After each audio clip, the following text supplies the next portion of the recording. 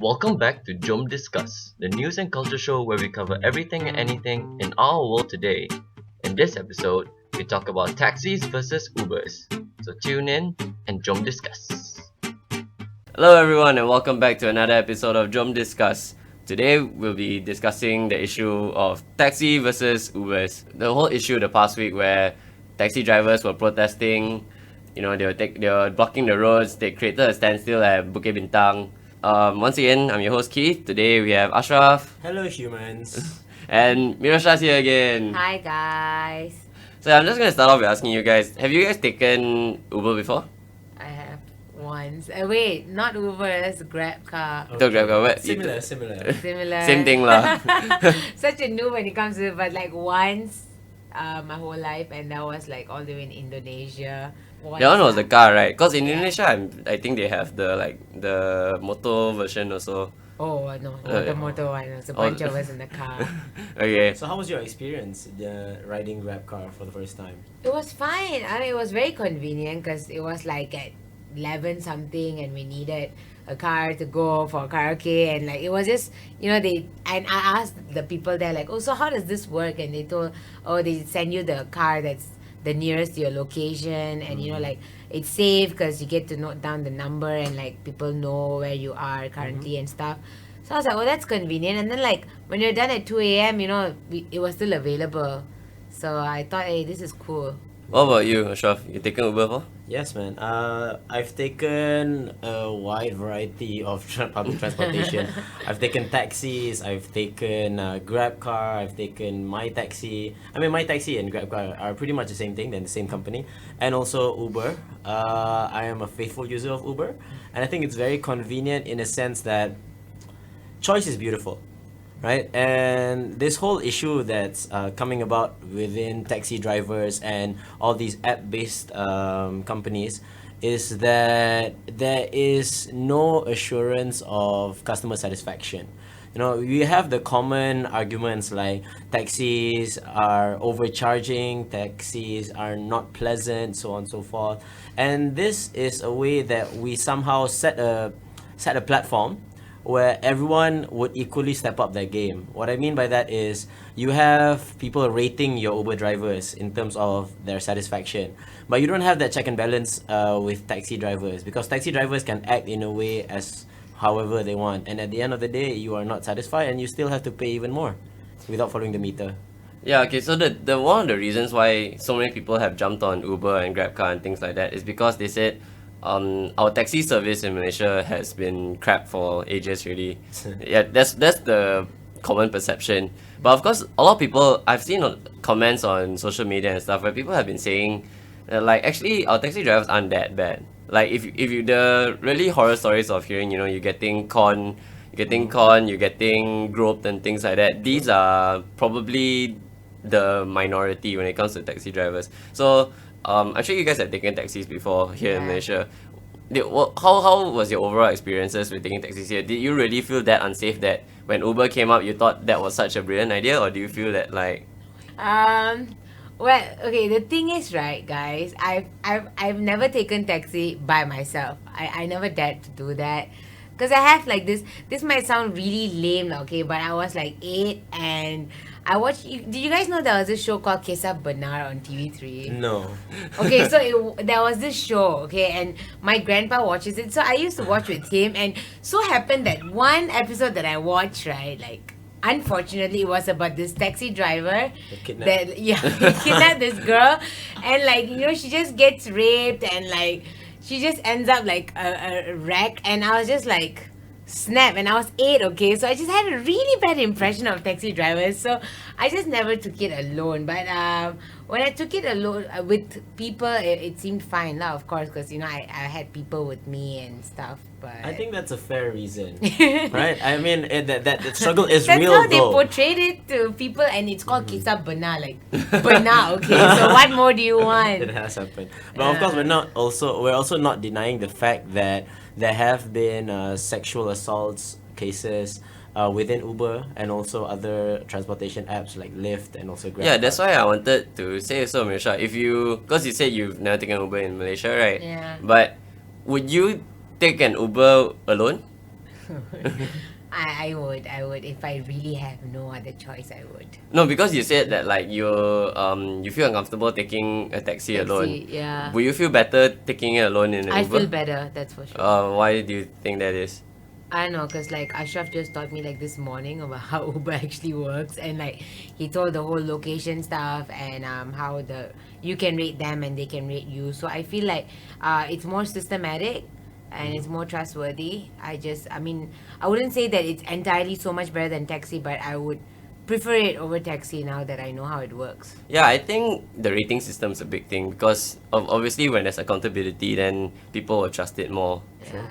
Yeah, so one of the reasons that the Uber service is so much more popular than our taxi drivers is also because of price. You know, you're saying that Uber and GrabCar, they are basically slashing the prices on transportation in Malaysia, which benefits the public lah.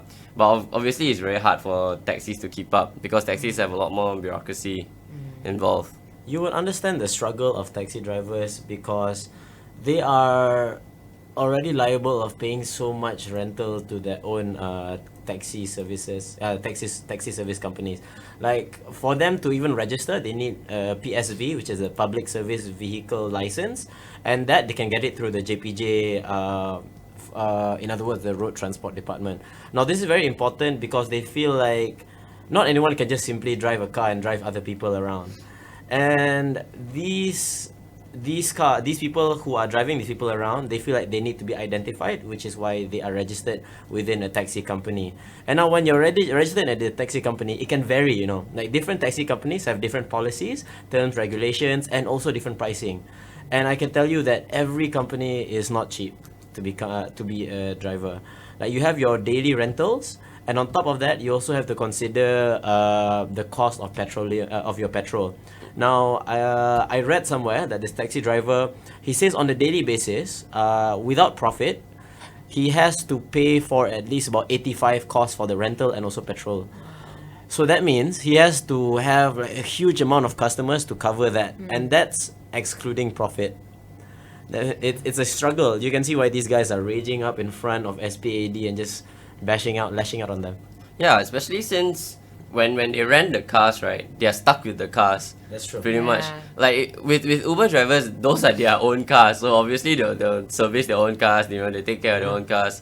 Whereas taxi drivers, they're stuck with that car for their job already. I mean, I think I don't have any legitimate sources on this, but I think it was very hard for them to trade in a car if it gets damaged or anything like that.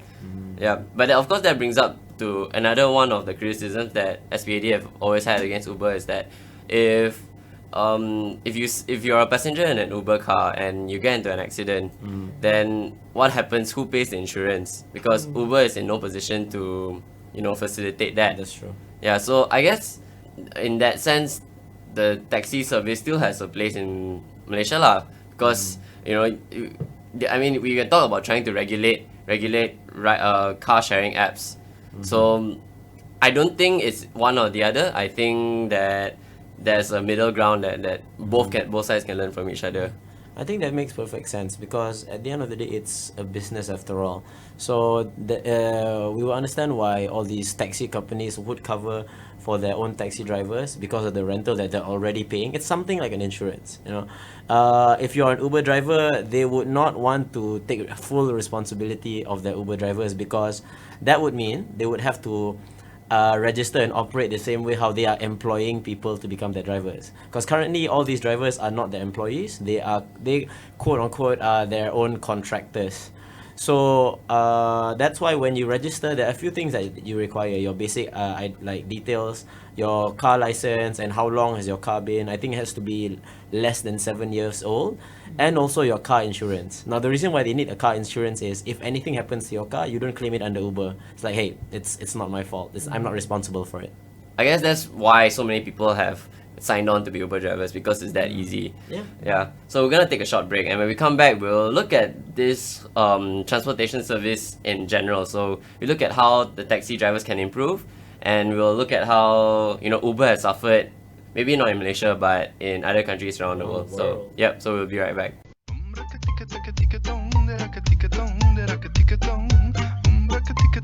Alright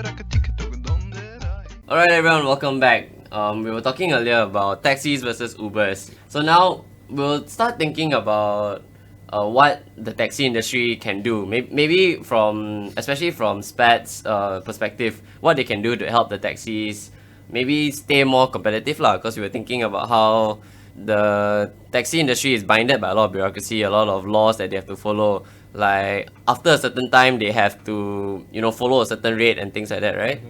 Yeah, and also, especially if you're taking the taxi from like airport or from like a popular mall like One Utama or something, then their prices will be more expensive. You wouldn't need to pay like additional close to $100 riding that big exclusive van to carry all your bags. So like that's one of the reasons why people rather take Uber because there's no such thing as all this like premium charges and all that. So what do you guys think the taxi companies can do to maybe stay competitive? The thing is, right, taxis, however, they do have an upper hand when it comes to being more reachable than Uber because, Uber is based completely on an app. And not everyone has a smartphone. Like people of the older generation, they still prefer stepping out of wherever they are and like waiting at a bus stop and hoping that taxi would come. So they still have an upper hand. It's just that currently technology is taking over everyone. That's why Uber is doing so well. But taxis, I feel like, they could be more, systematic, and they could make their rates more standardized because I know that there are too many taxi drivers out there that con people. That's why people feel like Uber is safer because the rates are like standardized and stuff. And like monitor their taxi drivers because I feel like most of them are just taking things into their own hands No, that's true. I think it's progress. The world is constantly changing. So if you want the taxi industry to keep on surviving, they gotta jump in the wagon where everyone is turning into apps. Because like as Mirosha said, it's all about the click of a button from your hand. So you have a lot of drivers already partnering with My Taxi, or in other words, Grab Taxi currently. And I think they've realized that this market is easily penetrable if it's convenient for people to use from their phones. So all these people who are protesting, who are going against it, are people who are probably not registered with any company at all. They just don't like the idea of having to register the apps. Now, when they say they're stealing our customers, is that really true? Because you already have a row of taxi people lining up at a bus stand. You're already lining up in front of KL Central looking for customers. Where it's not like Uber drivers are just gonna blindly go there and then, hey, come ride my car. You'll get beaten up, man. They're not getting. I don't think they're stealing customers. Customers, you can't steal customers, okay? Like customers, they have the choice of picking between Uber and taxi, and they picked Uber. It's as simple as that. And if you are going to say they are stealing your customers, maybe because people have been taking taxi all this while because they had no choice. Now that they have Uber, they are thinking like, okay, something better came about, and now we're picking Uber. That's about it. When you bring up stealing customers, right? I'm thinking like, because I don't have the exact data on this, but from what I hear just from talking to people like friends and family members, a lot of people are taking Uber instead of driving themselves. So actually, if Uber wasn't around, these are people that would have driven themselves, or they would have carpooled or something like that. So these aren't actually customers that taxi drivers are losing. These are people that choosing Uber over other things like carpooling or having to drive themselves, rather than choosing Uber over something like taking a taxi. Because I think like very few people are taking taxis in the first place back then, compared to the numbers now that are taking Uber. Sure. Yeah, so I don't really think that Uber drivers are like stealing. Of course there are people that used to take taxis and then now are taking Uber. I'm just saying the number is not as high as what people think. Exactly. With the traffic right now, it's crazy. Everyone would definitely opt to just get together with a car. Yeah. So, as what the CEO back in San Francisco said, like the main guy of Uber, he's saying that we're not taking a piece of the pie. We're just merely expanding the pie. Because you are then having everyone bringing up their playing field and just provide better service. Because at the end of the day, people would still go to you guys if you guys go through the rules and regulations and give satisfaction. That's all they need. I've had those thoughts, like because I drive everywhere I go. But after I heard about these apps, right, I was like, there will always be that day where you just don't feel like driving and you don't feel like stepping out of your house and standing at the main road and waiting for a taxi. So I'll just be like, think about all the parking and the traffic stress. I'll be like, why not I just, get a Grab car? Like, it comes right up to my house and just drops me wherever I am. And I want to get back, I just do the same thing again. We were talking a bit about this earlier, but I think just as a way to, sort of take a moderate stance on this taxi versus Uber thing, Uber hasn't had a perfect record. I mean, Uber has come into a lot of criticism overseas as well. Safety. Yeah, even in the past few months in the US, of how there was a very famous case recently about the driver that shot up a few people, and then that was very big. So Uber operates in an industry, this ride sharing industry, that is very new. So obviously it's very new, but there's already so many players, and it's an industry that I think policymakers don't really know how to regulate yet. That's true. So overseas there are a lot of things happening that just a bit dodgy lah. Like Bloomberg released this article about they call it the 4 nastiest battles in ride hailing global rivals. Yeah. So one of the things was this thing called Operation Slog, where Uber employees were actually recruiting drivers from Lyft, and then they were cancelling them just to disrupt their service. And then in India, this company called Ola is doing that to Uber as well. Wow. So because this industry is so new and it's so fresh and there's not really laws regulating. I think it's just like a battle royale, like it's free for all at the moment. Dog world. Yeah. I think just to end this podcast, I wanted to ask you guys: do you think taxis are slowly becoming redundant, or is there still a place for them? Maybe in Malaysia, if you're not thinking about the whole world, in Malaysia, do you think they still have a place to serve? Of course, they definitely have a place to serve. Everyone just needs a way to get around from point A to point B. It's just a matter of you providing satisfaction and just go by the rules. And people pinpointing about the issue of it's not safe, you're just randomly getting drivers to sign up with Uber. I mean, looking at that alone by that principle, anything can happen anywhere, Yeah. Because if you want to blame Uber for getting these people on board with you guys, I might as well blame Egypt Air for not properly regulating their passengers. Yeah. Because Yeah. harm can happen anywhere. Terrorism, criminals. You can never know a person's act, even though they have a clean criminal record. And I think if you can further get together and empower satisfaction regulation, things will definitely run smoothly. Yeah. I think taxis definitely still have a place in society, because like Mirosha was saying earlier, how Uber is all about going cashless and things like that, and there are some people who still don't trust putting their credit card details card, yeah. into a digital space. They still want to pay cash. Yeah. Especially in more rural areas. Like in Australia, I studied in a pretty rural area and we didn't have Uber drivers there, so we depended on buses and taxis. Oh. Yeah. So in rural areas, definitely taxis is still the go-to public transport system. So I don't think they would lose their steam. I think now it's just that Uber is new and it's taking over so much that it's just like a shock to the taxi drivers. But I guess if they just level up their game a little, and I think they'll be back on track lah. Yeah, I'm not going to say that they're going to be completely redundant. Yeah. For now, I think they're just scared lah. Yeah, just freaked out by where did this whole Yeah. Uber wave come from, sort of thing. To paraphrase every single superhero movie ever, people are afraid of what they don't understand. True that. So, final question to anybody listening. Which do you prefer taking, taxis or Ubers? Let us know. And do you think taxi companies are redundant, or are there things that they can do to stay competitive in this new age of Uber and GrabCar and everything like that? Once again, thank you for listening. Thanks to Asyraf and Mirosha for coming today. Bye. Bye, guys. Drive and ride safe. See you.